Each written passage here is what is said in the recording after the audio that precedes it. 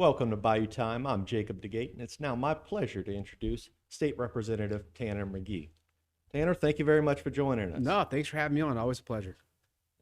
Now it's been right around almost exactly a year, a little bit after since Ida's came around. I know that has taken up a lot of your time in the past year, being in the legislature and trying to help with some of the recovery efforts. Can you talk a little bit, what that process has been like for the last year for you? Yeah, it's been tough. I mean, like everybody else, Homa took a big hit, and it's been a lot of damage. And the state's been involved in trying to speed up the recovery process as fast as possible. I think, though, if you look at the timeline of where we are and where Lake Charles was a year later, we are ahead of the schedule as far as that's concerned. It's not fast enough. It's not to my liking, but if you look at comparative, how far along is Terrebonne Lafourche versus where Lake Charles and Calcasieu and Cameron Parish was after Zeta and all their storms, I think we're doing very well. But at the same time, we have a long way to go, and I think that people are going to have to see more progress. I think we have a lot of buildings that are still derelict or still down, and I think it's something we need to look at. And then you also have the other side of this, which is the insurance market. People are still trying to fix their houses. They're trying to get back on their feet, and now they can't find insurance for their house. And you've got rating 2.0 at the federal level. So it's a lot of things right now that I think are contributing to kind of a tough recovery. Now, you mentioned the insurance market. I know in the past year they had some new legislation that came out regarding claims and different procedures or how to hold insurance companies accountable for some of the delays. Can you talk about what Yeah, what y'all did? the thing that you're always trying to do is you're trying to find that sweet spot, right, where you're holding insurance accountable, making them pay their claims in a timely fashion, but at the same time not being so draconian that the insurance companies don't want to come to Louisiana at all. So that's a difficult kind of thread to needle to kind of thread. So we had a lot of legislation. We worked a lot with the Lake Charles guys on how we can speed up the process, how we can make sure that the claims are being handled properly, and all those different things. We introduced a lot, and then one of the smaller things, not smaller things for the people, but the big thing for people is the mortgage company comes in and holds your check after the insurance company sends it to you. So we did a lot of legislation that went into effect in August about holding mortgage companies accountable if they're holding onto your check. Frankly, some of the mortgage stuff I don't think went far enough. I think it was a step, but I think we need to look at next session addressing that even further. There's no reason. You get yourself caught in this catch-22 if you need the check to do the work, and then but the mortgage company won't release the check to you till you show them that you've done work. It's like a circular process that's very frustrating for people. And the other thing I never understood is, and something we semi-addressed, I think we could address further, is why would the mortgage company hold a check for more money than what the mortgage is valued at? If you only have a $20,000 mortgage and you got a $100,000 check, the mortgage company should only be able to hold up to the amount of money that they have invested in the property, which is $20,000. So I think those are things the legislature is still looking at, and we're still grappling with. Again, we don't want to drive bankers and insurers out of the market, but we want to do things to make sure the process goes as fast and as quick as we possibly can. Sure, and you make a good point. I mean, especially when you mortgages, when that's not even considering the equity that's already in the house. If you could already sell the house even as it is for more than what the mortgage is worth, why do they need to be holding on to the check? It's crazy. And I think there should be a requirement that the mortgage company release a certain amount of funds to you so you can get started, and it should be spelled out in law. This is the percentage they have to give you, a base minimum, because I get calls all the time of people, hey, I need this money to start the construction, but I can't do it because they're saying they need to see the construction first. And then, and then look, the other thing we haven't even touched yet was contractor fraud, all these out of town guys coming in here, selling everybody on, I can do this work for this amount of price, I'm going to help you out. They do shoddy work or no work at all, and then they're out the door. And I think, it's something that you see at every storm level. Oh, it's bad. I've heard in person and, being on duty at the DA's office, I get so many phone calls every time when I'm on duty about people that they're calling because, the contractor took the money and ran, or sometimes they'll even come back one time with a brand new truck and a trailer and then run after that. So it's a tough situation for out there. And you're catching people at their most vulnerable. They're desperate. They are living in conditions they're living not even in the house. They're desperate to get back in the house. I mean, you're catching people at the worst possible time, and it affects their decision-making process when they're desperate. And they hire people they shouldn't hire. And people are also pretty good manipulators and present a good case and make themselves seem reputable when they're not. And I think that's something that we always have to look at. Certainly, whether that's holding people accountable or stricter, laws for, the criminal penalties for those type of events are certainly something that needs to be looked at, especially when it's for, disaster recovery. Absolutely. I mean, you should never take advantage of somebody when they're in that kind of situation. I mean, it takes an especially bad person who will take advantage of somebody when they're trying to recover from a natural disaster. Okay. Well, another, I guess, thing that has come about, it's housing. I know initially you were involved a lot about, helping with getting people's housing. Hopefully, more people are now in some sort of temporary housing. Yeah, I mean, that was the biggest thing. FEMA was way too slow. The state created a program, kind of, I think at my and some others' insistence, where the state actually, for the first time in the history of the United States, bought their own trailers with the idea that FEMA would reimburse them later. Talking a little bit about that, the housing issues that were, immediately apparent after the storm hit, and what the recovery process was like on that. Yeah, and and we were saying it was, the state did something new when we got FEMA's blessing on, was because they don't move fast enough, as everybody knows. The state actually bought trailers. In fact, I was reading an article today that Governor Edwards announced that he's sending 300 of those trailers to Kentucky right now. And we're going to donate some of our excess trailers that we had available to Kentucky for them to use. So it kind of put us in a unique spot. I think there's a lot of progress that I think that can be made on that space too as well. I think, being prepared with trailer contracts ahead of time is something I think the state's looking at right now. That way you're not kind of trying to scramble to find trailers. I mean, it's crazy to me you'd be looking for trailers after the fact. You should have these things all lined up ahead of time. That's stuff I learned through the storm, and I want to make sure that the next community, which is hopefully not ours, but knock on wood, doesn't have to do that again, because I think that's kind of something that we definitely struggled with early on. All right, I'm going to shift gears a little bit, talk about some of the projects that you've been able to help with funding. A significant amount of funding has come to this area thanks to your efforts in the legislature. Talk a little bit about, I know LA1 is one of the specific ones. Yeah, we were very lucky. We broke ground very recently on the LA1 expansion. It's going to be elevated from Golden Meadow all the way down to Port Fourchon. And I think this is going to be huge, not just for Lafourche Parish, but also for Terrebonne. I mean, that's the biggest supplier of all the platforms out in the Gulf. This is going to ensure that rain and different weather events don't knock out LA1, and keeps it open both as a hurricane evacuation route and for not letting the road be closed for just general commercial traffic. So, I mean, it's a big project. At the end of the day, the state, I was able to, with some legislation and many others, including Jerome Zerang and Beryl Amade and at the time Senator Chabert, worked on the bill that I authored, which donated about $150 million, not donated, but allocated about $150 million of BP settlement funds to a pot of money. And then Garrett Graves and Steve Scalise worked on the federal level, where they got another $125 million from the federal pot on an infra grant, and then $25 million came from private industry itself. Put all those monies together. The state actually ended up putting up some more money after the fact to elevate this highway because of the economic impact it's going to have in the region. This is going to be huge, just not for Southeast Louisiana, but for the state in general. I mean, this is going to keep us as the energy provider for the nation for the future. We also got money for, and it ties back into Ida.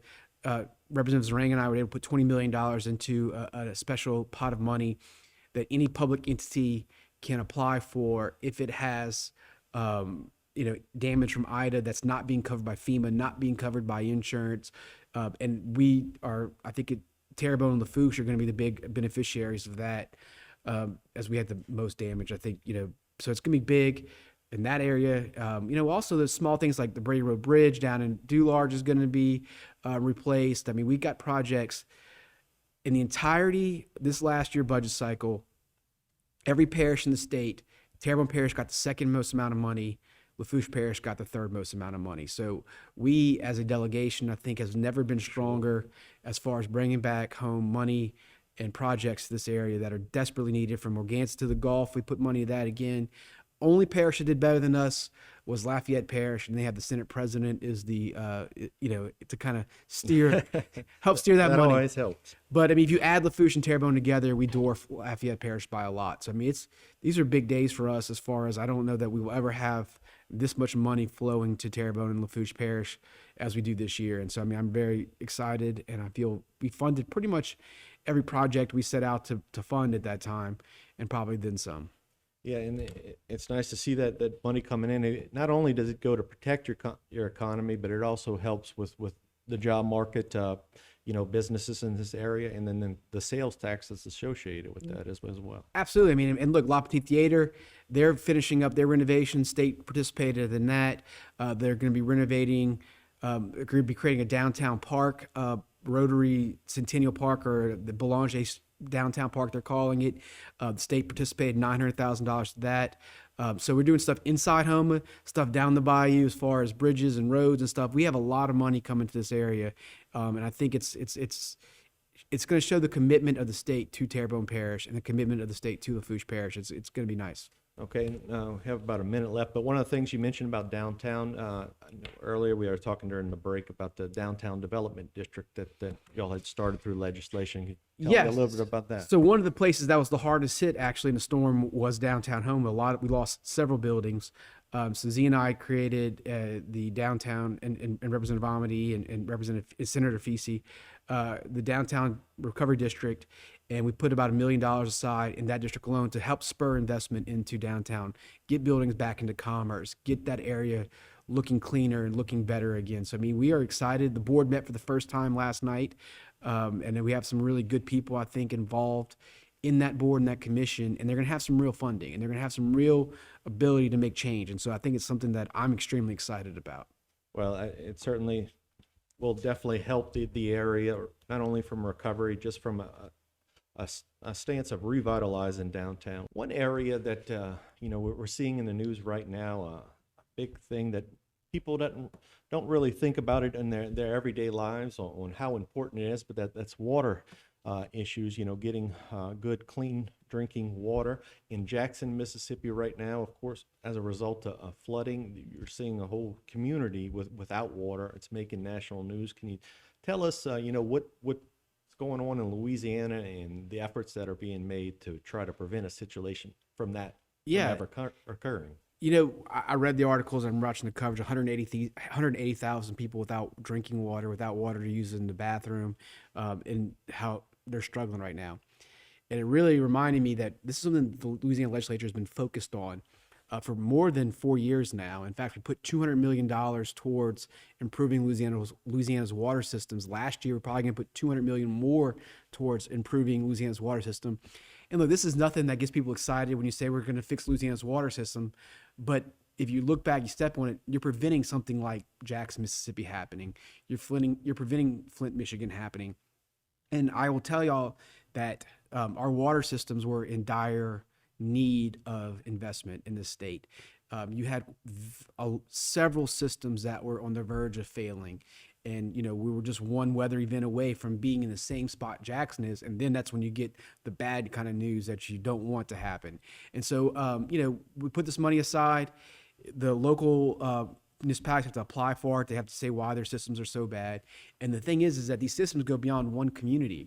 They'll stretch a whole. So you might have one good pipe from A to B, but from B to C, it's not good. Well, guess what? If B to C fails, it affects A to B. So just because you're doing a good job in Terrebonne doesn't mean somebody downstream can't mess up your water system.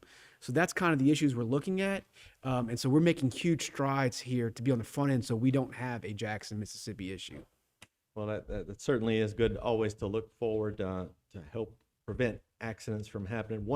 Another area where you can look to prevent accidents from happen. We're talking a little bit during the break is, the maintain and upkeep of, the right-of-ways along roads. It's mainly DOTD's responsibility. Can you tell us what you've done to help, try to get some of that maintenance work that needs to be done actually accomplished? Yeah, look, I mean, the number one complaint I'm getting right now is grass cutting on DOTD highways, and doing everything I can to move it along to try and get grass cutters out there.